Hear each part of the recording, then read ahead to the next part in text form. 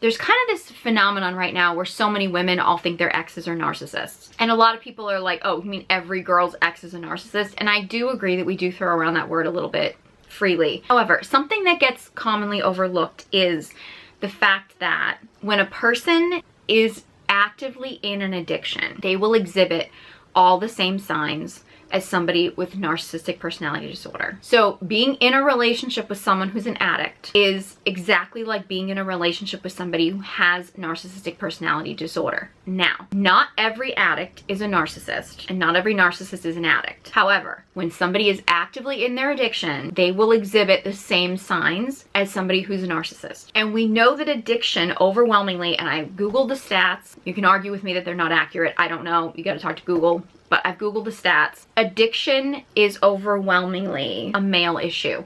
There are women who are addicts. It's not that addiction doesn't touch women. Women can become addicts, but almost every single addiction that I looked up, alcohol, drugs, porn, gambling, video games, all of those addictions, statistically speaking, affect more men than they do women. So addictive tendencies are overwhelmingly a male problem right now in society. So if a man is in an addiction, he will exhibit the same signs as being a narcissist. The only way you will know if he actually is a narcissist or if he's not is if he gets sober. And if somebody is a narcissist, when they get sober, they will still exhibit the same narcissistic qualities.